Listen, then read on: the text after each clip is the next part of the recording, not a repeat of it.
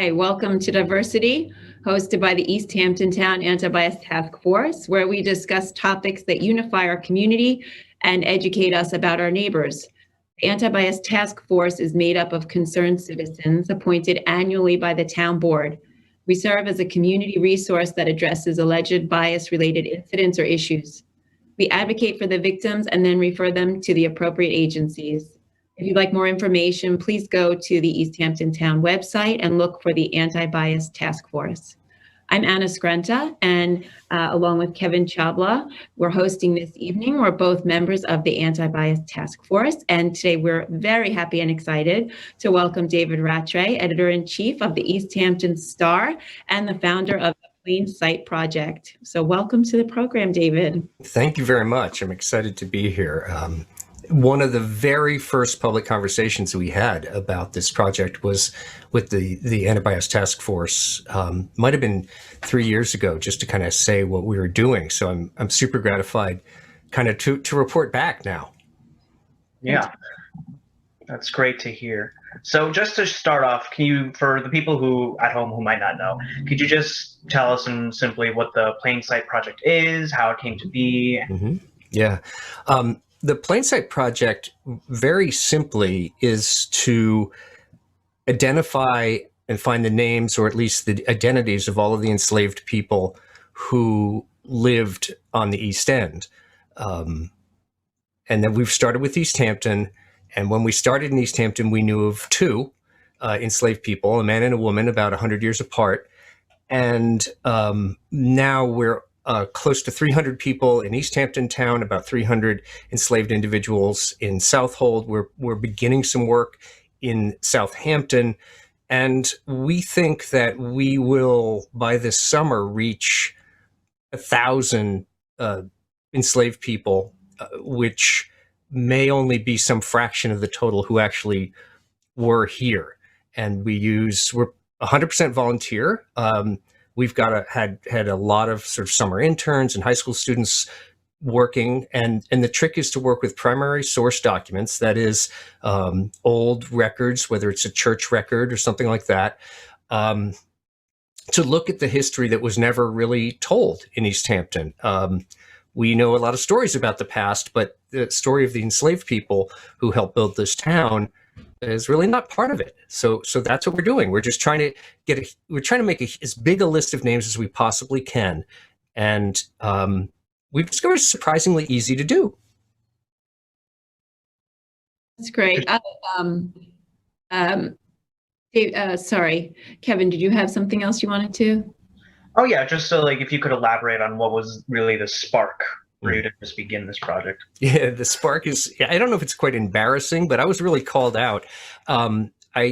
There's this wonderful project that the town officials, I think the Anti-Bias Task Force was involved with it, to restore the gravestone of a formerly enslaved man named Ned, who's one of the two enslaved individuals that we really knew about, one of the two people who had been enslaved here who had headstones remaining. And I wrote a column about Ned and how nothing will ever be known about Ned. This is this mystery. And I got a phone call, and Loretta Orion, through her husband Hugh King, said, no. As a matter of fact, Ned is all over the town record books. You'll find him on this page and this page and this page. You just have to look. And I was kind of embarrassed because, here I was, right? And so all of a sudden, if you look in the 5th volume of the town records, which is just a, book that's scanned, it's available online through the East Hampton Library Long Island collection.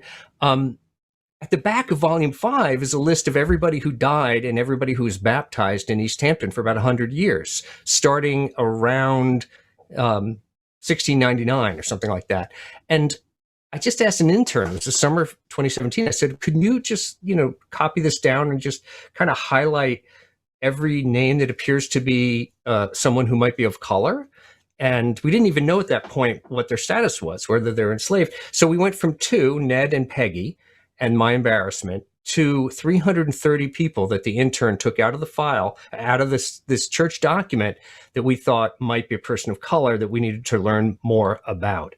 And so from that beginning, we've begun to dig deeper into records to really learn, were they enslaved? Were they property? Were they free? Were they indentured? What's the story? Were they Native people, Montaukets or Shinnecox? Were they, and it's been a fascinating dive into history that's, I don't know, it's just not talked about, and we never knew it. I grew up here. No one ever said there had been enslaved people here. I mean, it's just not part of what we understand as the history of the Northeast.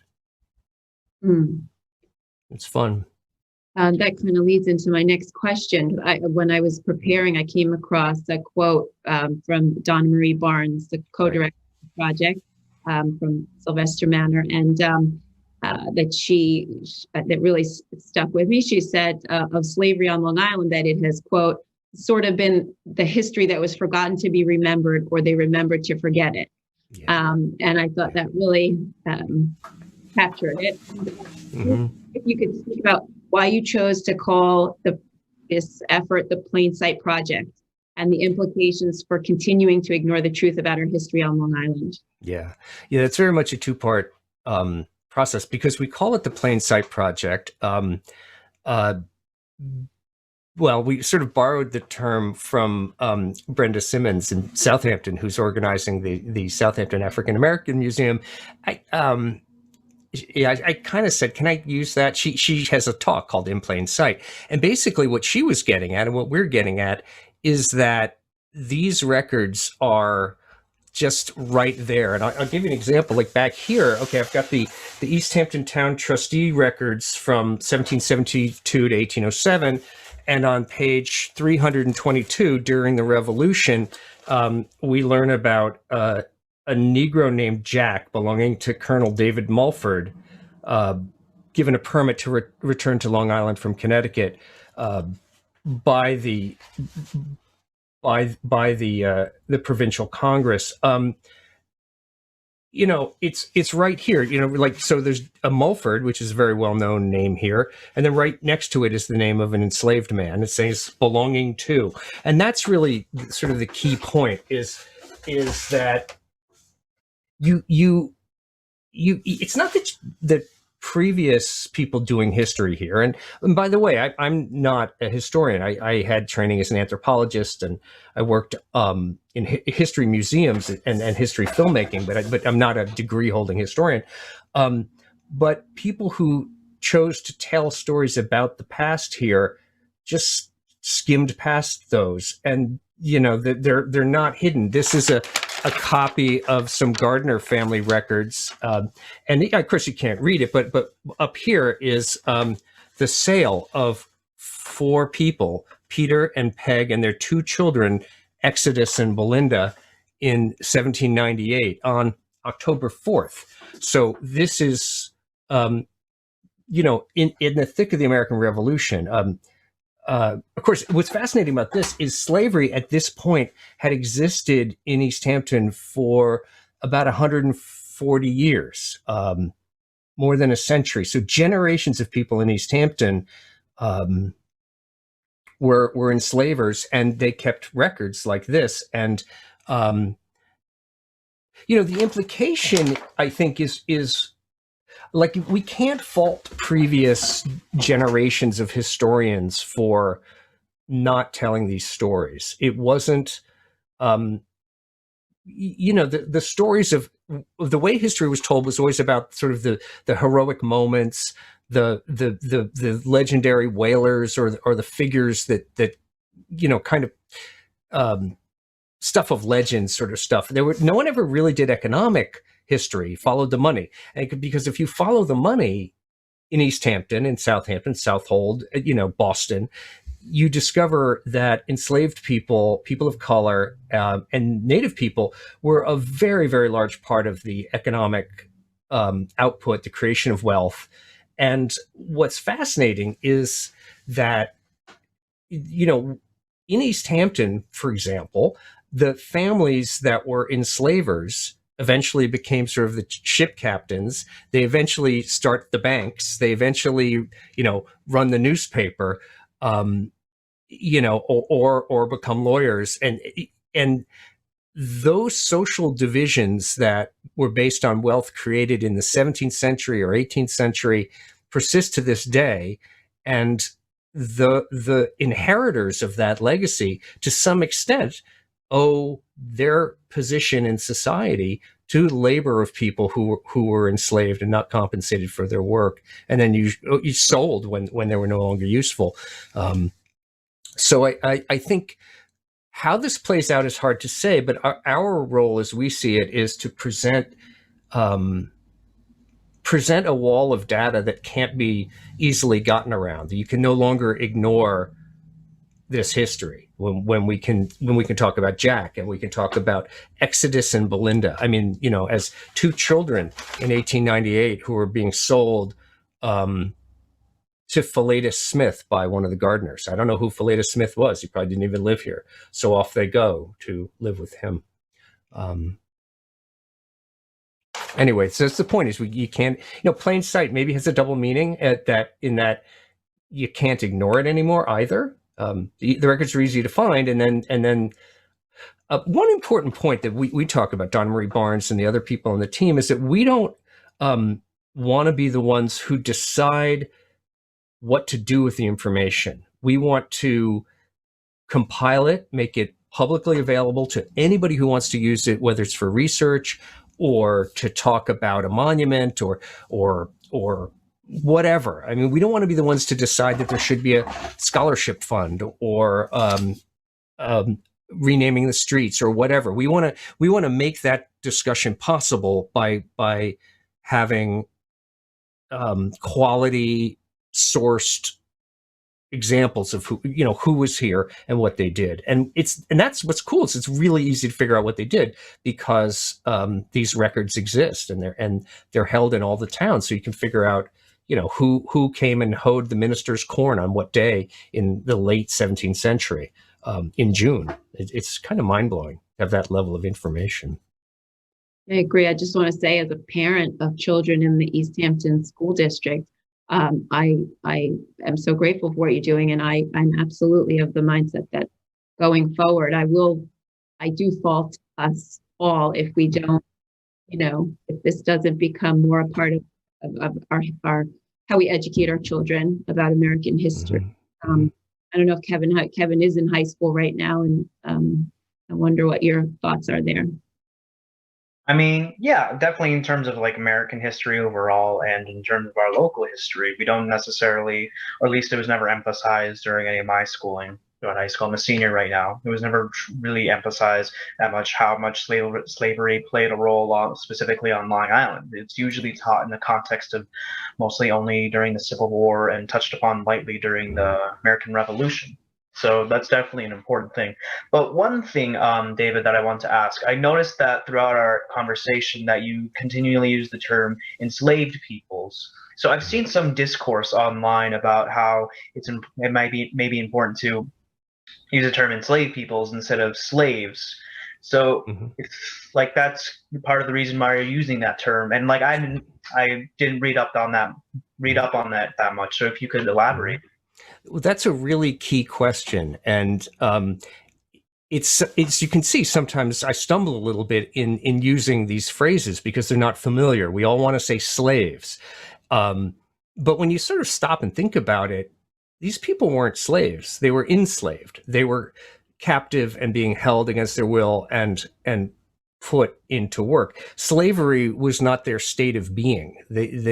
To call someone a slave is to suggest that there's something inherent to them that by their nature they are a slave, the way someone else might be I don't know, male or female, and it's not true. And we use the word enslaver. So enslaved people generally kind of understand, okay, enslaved people. But when I use the word enslaver is when I've had real pushback. To call, for example, Colonel David Mulford from the trustee records an enslaver, it clunks on the ear a little bit, but I think it's an important distinction.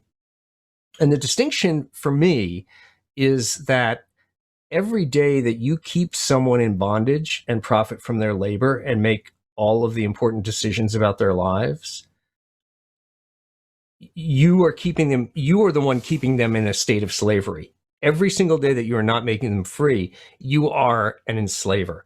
And I think that when you reframe it from slave owner, again, slave, it doesn't make sense, right? When you really think about it, slave owner to enslaver, those to me, those are miles and miles apart. And when you try and work the language that way, it is a way of communicating that these people who lived here,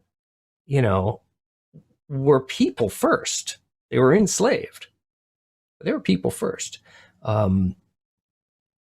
So I think even though it's awkward sometimes to write it or say it, it's not easy on the ear because we're used to calling people slaves. It's important that we change that, at least as to the degree we can, because I think it reflects their inherent humanity. And I think of the way people talk about illegals versus people without documentation. It's kind of the same idea, which is to say, no person is illegal. They can be here without documentation. They can be here illegally. But to say someone is an illegal, you might as well say they're from Mars. I mean, it's not true. They're a person. And so I think that same distinction can be pushed into the past to look at, indentured servitude. People are called servants, but even that kind of muddies the waters. So yeah, I think language is super important. And, in terms of schools, I think that's one of the, you don't have to teach students a lot to kind of make this worthwhile. I mean, just to express the idea to young people in the school systems that it happened here, that there was slavery in the North, if they can go home at night and say, hey, Mom, hey, Dad, guess what? There are enslaved people here in East Hampton. I think that's a huge victory, and that's something you can actually start quite young. We've showed videos to kids as young as 5th grade to make that point. John Cooper-Schmidt, who is at East Hampton High School, made a 5-minute video first for the East Hampton Middle School 7th grade with a little worksheet based on these documents I've shown. And we've shown it to 5th graders and 6th graders, 7th graders, and they get it. They get the idea that, oh, there were enslaved people here. And I count that as a huge victory to be able to communicate that single idea. Yeah, I think that's almost a measure of success if you can get someone to acknowledge that there were enslaved people here. My daughter is one of those 7th graders, and remember the assignment when she brought it home, and she showed it to me, and it's very powerful, very painful. Yeah, to look at a ledger and see a human being listed as commodity and being valued at less than a pair of shoes or something. I mean, it was devastating to see it in that and to see it written and laid out before you. So I agree, it's very powerful. Yeah, how marvelous that she brought that home, right, and was able to talk to you about it. We did. The whole family spoke about it. It was really powerful. That's a victory. I mean, that's what we're trying to do. Get people to talk about it. Mm-hmm.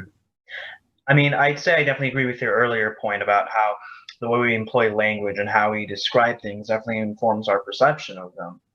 So, but to another point, you mentioned before that now you're up to, I think you said like around above 300 or so, like enslaved people that existed and were here and lived here at some point on Long Island. In East Hampton, 300 in East Hampton. Yeah. So do you have any, what would you say was the most interesting story you found of one of them, or which one had the most documentation about them? It's interesting. I go through phases. Lately, I've been interested in a man named Prince, who ran away. It's another Mulford story, fortunately or unfortunately.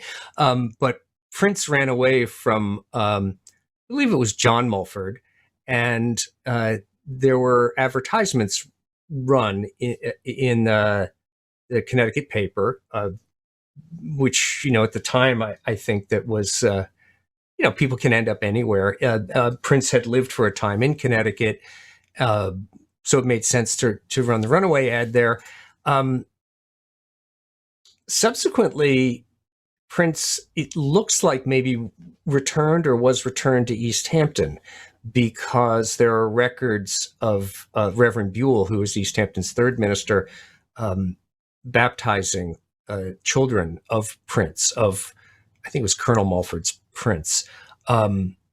There's still a lot of work to be done, obviously, in piecing this together, but he really interests me. Another person who interests me, it's another runaway story and involves the East Hampton Town Trustees, a guy named Mingo, who was enslaved to Phineas Fanning on the North Fork at the South Hold, somehow ends up in East Hampton, and the trustees vote to pay someone in the community to return Mingo to his enslaver. So, okay, that's pretty interesting. So subsequently, there is a Mingo Fanning living as a free man in Southampton about a decade later. So is it the same Mingo Fanning? Probably is, could be, or could be a son, something like that, because names were passed from father to son. And then to make this even sort of more tantalizing, there are or were Black Fannings in Southampton that some of our collaborators knew growing up there. We have not yet made the connection from any of the people that we know from our records to present day Americans, but that's coming. It may well be that somebody remembers Mingo Fanning as the great-great-great-great-great-grandfather, or knows that there had been a Mingo in their family, and they find us online or somehow otherwise make the connection. That would be extraordinarily exciting for us. So that those are two stories about how, that for one thing, about how tied slavery was to all of the communities here and how fluid it was, and how, an enslaved person from Southampton could end up, or from South Hold could end up in East Hampton and then be shipped back. And it's the more we know, the more we begin to see these connections among people, among families. There's a Joseph's family that we have early 20th century photographs of a Joseph member of the Joseph's family, and we believe he's connected to possibly enslaved people in Gardiner's Island, and certainly Native people who are working there. So it's fascinating connections. It's all I want to do. Forget about the newspaper. I just want to do this research. It's just really compelling. It makes me crazy. Oh, another one. There's a boy. Look at this. So there's a boy, I forget the year, enslaved boy, and 2 or 3 people after church, young people, teenagers, and they're rowing a canoe back across Georgia Pond after church, and they get to the other shore, and the canoe flips, and they all drown. Now, the white people are all named in the church records. The enslaved boy, young man, is not. And, there's so much to unpack in that little story that's so compelling. We may never know his name. We may figure it out. But the idea that you can just picture these 4 kids, one of whom is an enslaved person of African heritage, drowning in Georgia Pond after church. I mean, it's, we can all sort of picture that. And I find that very moving. Yeah.